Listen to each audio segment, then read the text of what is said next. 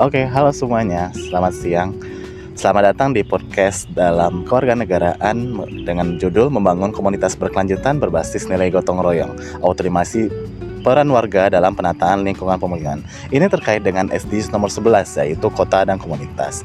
Oke, kali ini kita akan ngobrol santai dengan salah satu mahasiswa, yaitu dengan mahasiswa Dito. Oke, selamat siang Mas Dito. Selamat siang, Mas Andrian. Oke, kali ini kita akan bahas mengenai pengolahan sampah yang ada di lingkungan masyarakat. Oke, kali ini apa kabar dan kegiatannya apa saja Mas Dito? Alhamdulillah, dari saya pribadi kabar baik. Di sekarang juga memiliki kesibukan sebagai mahasiswa dengan tugas beban akademik tentunya, dan juga sebagai manusia dan makhluk sosial. Oke, siap. Ini sangat membantu kita sebagai mahasiswa yang bermasyarakat. Oke. Untuk kali ini saya akan mengajukan beberapa pertanyaan mengenai SDGs nomor 11 itu sendiri. Untuk yang pertama, apakah sebagai mahasiswa Mas Dito pernah nggak memperhatikan bagaimana kondisi pengelolaan sampah di tempat lingkungan Mas Dito tinggal sendiri? Oke, ini pertanyaan yang menarik ya. Sebagai pertanyaan pemantik di awal, bagi saya pribadi, ketika melihat kondisi lingkungan dan bagaimana pengelolaan sampah yang dilakukan oleh masyarakat yang ada di sekitarnya, saya melihat telah ada berbagai macam upaya untuk mengelola sampah ini, baik dari level desa, kelurahan, hingga jenjang-jenjang berikutnya. Nah, di sini saya melihat bahwa upaya-upaya tersebut telah dilakukan, walaupun terkait apakah itu adalah upaya yang efektif atau tidak, itu masih bisa kita diskusikan ke depannya. Oke, jadi saat ini sudah banyak yang dilakukan dan kemungkinan bakal terus-menerus dilakukan. Tapi apakah tantangan utama dalam mengajak warga masyarakat yang tidak peduli terhadap lingkungan dan sampah yang ada di masyarakat itu sendiri? Oke, berbicara tentang suatu program tentu tidak terlepas di dalamnya ada tantangan-tantangan dalam untuk pemenuhan agar program tersebut terjalankan dengan baik. Nah, ketika kita berbicara untuk mengajak masyarakat, maka kita berbicara kepada untuk mengajak manusia. Manusia yang kita ketahui itu sangat beragam. Sebagai masyarakat sendiri, ada yang memiliki latar belakang, ada yang pekerja, ada juga yang memang di rumah seperti ibu rumah tangga dengan berbagai macam latar belakang yang berbeda. Nah, disinilah kita melihat dari keberagaman ini muncul satu tantangan bagaimana menyampaikan suatu informasi terkait program kerja kita ini agar dipahami oleh masyarakat. Nah, saya melihat tantangan terbesar ketika adanya program-program terkait kebersihan lingkungan dan pengelolaan sampah itu adalah bagaimana pencerdasan kepada masyarakatnya. Karena terkadang bahasa yang disampaikan itu adalah bahasa yang sangat akademik, sehingga masyarakat yang mohon maaf dengan latar belakang pendidikan yang masih belum memadai itu sulit dalam memahaminya. Dan tidak sedikit juga yang terasakan bahwa program-program tersebut hanya sekedar seremoni semata tanpa ada praktik langsung di lapangannya. Oke, berarti itu juga bisa menjawab bagaimana itu bisa jarang terjadi dan bagaimana upaya kita bisa mengajak warga untuk bisa melakukan gotong royong kembali ya. Oke. Ya. Nah, sebenarnya kalau kita ingin untuk membuat program itu berkeberlanjutan ke depannya, maka ada satu kata yang menarik yang tadi disampaikan juga oleh Bapak Andrian, yaitu adalah gotong royong. Di dalam masyarakat Indonesia itu ada satu budaya yang menjadi ciri khas kita bersama, yang di setiap daerah itu ada hanya dengan istilah yang berbeda-beda, yaitu adalah terkait gotong royong tadi. Nah, gotong royong ini bisa dimanfaatkan oleh pemangku kebijakan menjadi program kerja ke depannya dalam pengelolaan sampah tentunya.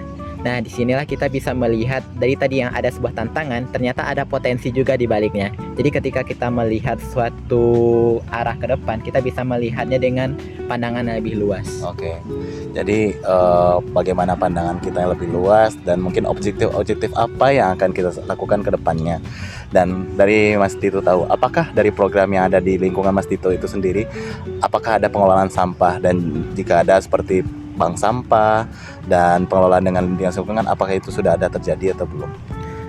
Sependek yang saya tahu, karena saya juga sebagai mahasiswa tentunya, yang dimana aktivitas itu lebih sering di luar lingkungan masyarakat dan rumah itu hanya sebagai tempat singgah semata. Yang saya tahu itu adalah di lingkungan saya saat sekarang ini memang telah diadakan pengolahan sampah. Misalkan diatur jam berapa sampai jam berapa sampah itu boleh dibuang keluarnya. Jadi tidak setiap jam sampah itu boleh diletakkan di depan pekarangan rumah. Ada jam-jam khusus sehingga tim kebersihan itu bisa mengangkutnya. Hal ini menurut saya itu cukup baik, karena dengan demikian masyarakat bisa jadi lebih peduli terhadap samanya. Sampah yang dibiarkan menumpuk begitu saja tanpa ada pengelolaan tentunya akan menimbulkan polusi, terutama polusi udara bagi masyarakat yang juga ada di lingkungan perumahan ya, baik tetangganya ataupun orang-orang yang lalu lalang di sekitar sana. Nah, disinilah saya melihat ada bentuk pengelolaan dari mulai hal yang sederhana, mengatur kapan jadwal untuk bisa melakukan pengolahan sampah, membuang sampah itu sendiri. Oke, mengerti. Jadi dengan pengaturan jadwal peletakan sampah itu juga membantu agar sampah tidak tertumpuk dan tidak memiliki polusi udara bagi lingkungan sekitar. Oke, saya mengerti. Benar sekali, Mas. Oke, jadi sebagai mahasiswa nih Mas Dito, peran pentingnya dalam masyarakat itu sebagai apa sih untuk pengelolaan sampah ini? Dan bagaimana itu penting sebagai mahasiswa kita untuk peduli terhadap lingkungan kita? Oke, sebagai mahasiswa itu sebenarnya kita memiliki suatu beban moral, di mana kita selalu dimiliki di pundak kita itu adalah sebagai agen perubahan. Kitalah agent of change, yang dimana kita itu harus memiliki mindset untuk berani mengubah keadaan yang tidak ideal ini. Kita bisa mengatakan mungkin realitas di lapangan itu belum seideal teori-teori yang kita pelajari di kelas. Tapi dengan kita mau untuk terus belajar, dengan kita itu mau untuk menyederhanakan pesan agar orang-orang bisa memahami, maka kita bisa memposisikan diri kita di bidang pencerdasan terhadap masyarakat.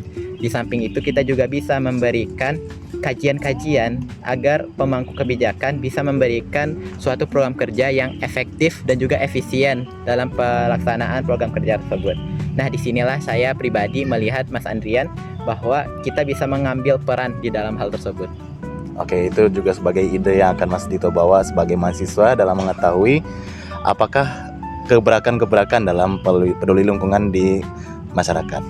Oke, terakhir nih, apa harapan Mas Dito sebagai mahasiswa atau sebagai masyarakat biasa deh untuk pengelolaan lingkungan yang ada di Indonesia dan paling dekatnya di lingkungan sekitar, terutama di daerah kampus deh, nggak apa-apa. Harapan saya sebenarnya cukup sederhana.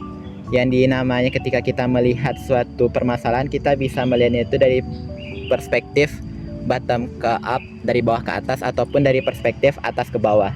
Nah, dari perspektif bawah ke atas, kita bisa memulainya itu dengan bagaimana kita membenahi dari diri kita terlebih dahulu. Dari kita pribadi mulai menerapkan hal-hal yang peduli terhadap lingkungan. Sesederhana mengurangi pemakaian limbah plastik dengan membawa tumbler contohnya kemana-mana. Jadi kita tidak terlalu boros dalam menggunakan botol air mineral kemasan. Nah, sedangkan kalau kita melihat dari perspektif atas ke bawah, maka kita bisa melihat di sini bagaimana kita juga memberikan kajian-kajian agar kedepannya itu pemangku kebijakan itu mengeluarkan program kerja yang tepat. Nah, disinilah memiliki peran sentral, karena ketika di ranah individu, kebaikan itu hanya terbatas di skop pribadinya saja. Tapi ketika itu telah berhasil dibawakan oleh level system, maka itu bisa menghadirkan berbagai macam kebaikan berikutnya. Oke, thank you banget ya Mas Dito ya. Jadi kita udah punya refleksi bagi diri kita sendiri dan bagi orang masyarakat kita dan tentunya teman-teman kita sebagai mahasiswa. Semoga ini obrolan kita ini bermanfaat ya Mas Dito ya untuk anak muda juga yang punya suara untuk daerah dan lingkungan sekitar, karena kita sebagai Mas Dito bilang tadi, kita sebagai agent of change, dan seperti kita ini lingkungan harus tetap dijaga, baik itu tempat kita tinggal sendiri dan hal-hal kecil yang bisa membawa perubahan. Oke, terima kasih Mas Dito untuk waktunya. Terima kasih juga untuk Mas Andrian Ya. telah memberikan kesempatan saya untuk berbicara dalam podcast ini. Siap, terima kasih banyak. Jadi kita bisa ambil hikmahnya dan semoga bermanfaat bagi kita semua. Terima kasih. Sampai jumpa. Selamat siang.